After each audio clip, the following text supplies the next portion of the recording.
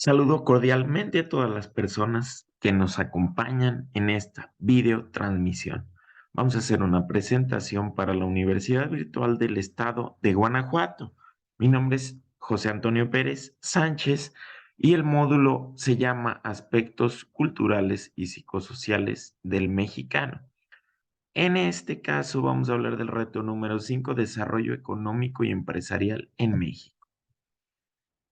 Ya estamos compartiendo pantalla de la presentación del tema donde recopilamos información de 3 fuentes bibliográficas que nos hablan sobre la clase media en México. Un tema muy controversial, sobre todo hoy en día. Hoy en nuestros días donde se debate mucho, los institutos como el INEGI, el Coneval, tienen diferencias encontradas en las definiciones sobre cómo poder estandarizar o cómo poder medir quiénes son los mexicanos que están o pertenecen a la clase media en nuestro país. Y bueno, pues este es un debate que ya viene desde hace muchos años. Como lo menciona de la calle Rubio en el 2010, se considera, dependiendo del tamaño de su diversificación, de su economía, de su modernización y de los patrones de consumo asociados. Y bueno, también nos dice que es un debate interesante por múltiples razones, pero plantea un reto muy grande, también lo identifica el INEGI.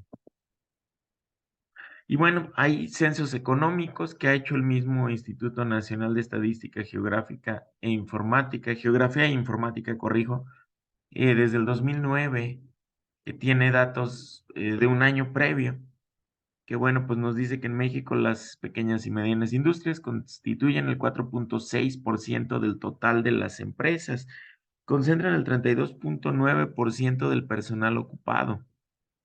Es decir, las pequeñas y medianas empresas generan 1 de cada 3 empleos en México, en donde el 95.2 de las empresas están en un estrato micro y emplean al 45.6 del personal ocupado. Este dato pues es muy alarmante porque bueno, pues esto quiere decir que el otro porcentaje está dedicado en la llamada economía informal. Estamos hablando que un amplio porcentaje, 50% aproximadamente, subsiste en la economía informal. Economía, recordemos que pues es la que no tiene prestaciones sociales de ley, sino que más bien pues se dedican a vender cierto tipo de artículos, pero bueno, pues de manera informal, no perteneciendo a algún tipo de empresa. Y bueno, aquí tenemos estas tablas que también nos las proporciona el INEGI en el estudio titulado Cuantificando las clases medias, realizado del 2010 al 2020. Este estudio lo presentó el 2021. Aquí podemos ver el número de hogares en el ámbito urbano, el porcentaje de población, así como también en el ámbito rural. Las clases bajas están marcadas en color rosa, clase media es azul cielo y la clase alta es como un color verde limón. Bueno, pues los porcentajes ahí están y pues sí está un poco alarmante, ¿no? Solo un pequeño porcentaje de la población pertenece a la clase alta. Siguiendo con la presentación, bueno, según el porcentaje de hogares con asalariados del 2010, según el tipo de mercado laboral al que se vinculan. Y aquí, bueno, nos dice que la clase alta, el 58.5% de estas personas trabaja en corporaciones, compañías o empresas privadas. Solo el 17% trabaja en un negocio personal o familiar. Igual la clase media, el 53%, un porcentaje casi similar al de clase alta, trabaja en corporaciones o en empresas privadas. La clase baja, el 63% trabaja en un negocio independiente personal o familiar, como previamente les mencionaba, que es lo que se conoce como economía informal, que si bien, bueno, sí generan eh, sí generan un gran porcentaje de ingresos al Producto Interno Bruto de nuestro país, pero bueno, pues todo ese, todo ese acumulado no paga impuestos, por lo cual pues se les considera informal a este tipo de actividades. Y bueno, en compañías del gobierno vemos que solo el 35.7% de la clase alta se desenvuelve como trabajadores de gobierno y en la clase media el 30%.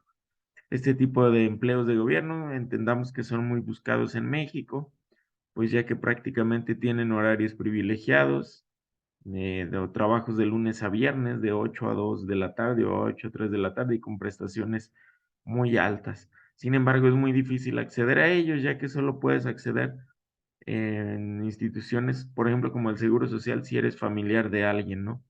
De lo contrario, los concursos de oposición de plaza de gobierno, pues no son accesibles para toda la población.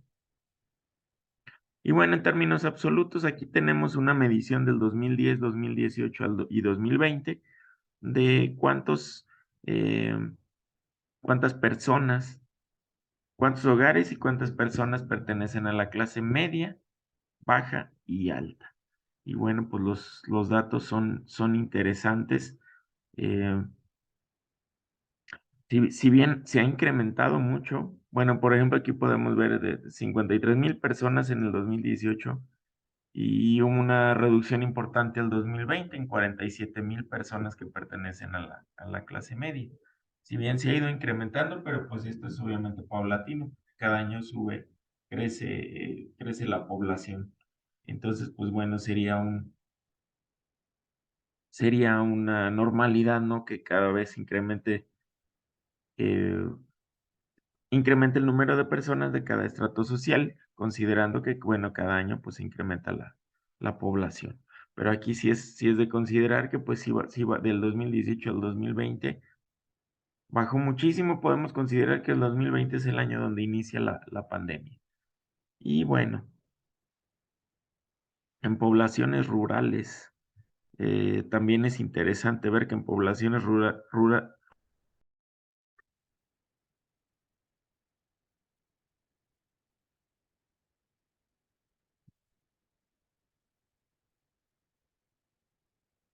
y bueno, vamos a seguir conectando eh, el video a mi pantalla. Hay un desfase en lo que estábamos presentando. Bueno, vamos a regresar a las notas de los autores que nos comentan los mismos. Ya habíamos visto esta tabla de absolutos. Según las entidades federativas, el color rojo es clase baja, el color azul cielo es clase media y el verde es alta. Seguimos con las estadísticas del INEGI cuantificando la clase media. Y pues predomina el rosa, que es clase baja, en la mayoría de los estados. Estadísticas pues alarmantes. Y bueno, según Moreno Britt y Ross Bosch en 2011 nos dicen que la baja tasa de inversión obedece a 4 factores: disminución de inversión pública, apreciación del tipo de cambio para controlar la inflación, pero que disminuye la rentabilidad de las ramas productoras, desmantelamiento de incentivos a la inversión o política industrial y un restringido acceso al financiamiento. Pero bueno, podemos considerar que pues la inversión pública es un motor fundamental para poder generar la movilidad social. Esto es, gobiernos que no invierten en infraestructura, salud o políticas públicas para el mejoramiento urbano, pues empieza el estancamiento para poder escalar socialmente, ¿no?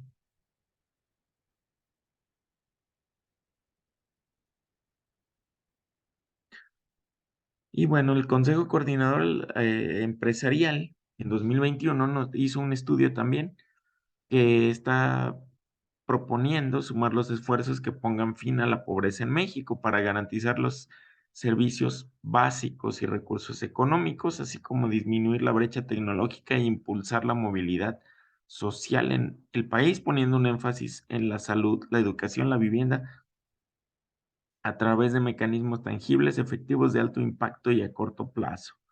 Pues en teoría suena muy bonito, pero pues sigue resultando una utopía en nuestro país, porque no tenemos pues ni los servicios más básicos en muchas localidades, ni siquiera un buen aparato de salud donde llegas tú al seguro social y tardas de 4 a 5 horas en que te atiendan, ¿verdad?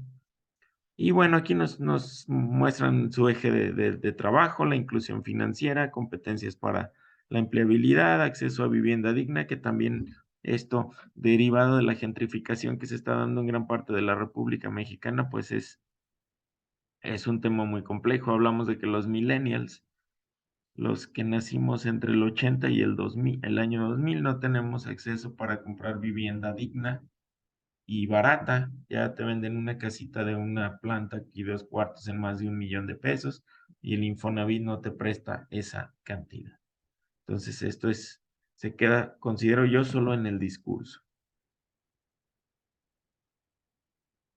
Y bueno, pues lo que nos dice Samuel Ramos en su texto del de 1930, la diferencia psíquica que separa la clase elevada de mexicanos de la clase inferior radica en que los primeros disimulan de un modo completo sus sentimientos de menor valía. O sea, como que no muestran el complejo de inferioridad los mexicanos de clase alta, que no los exteriorizan. Pero bueno, también de Rogelio Díaz Guerrero, en su texto muy importante, la motivación económica pues es el ámbito que mueve al mexicano para trabajar. El obrero mexicano valoriza altamente el dinero, pero no como tal, sino porque cree encontrar en él la solución a todos sus problemas, lo cual también es un pensamiento muy concreto del mexicano, pensar que el dinero nos va a solucionar todo, cuando pues no es lo correcto. Bueno, aquí les comparto la bibliografía, así como una pequeña reflexión en video de esta presentación. Esperamos que les haya gustado y pues muchísimas gracias por su atención.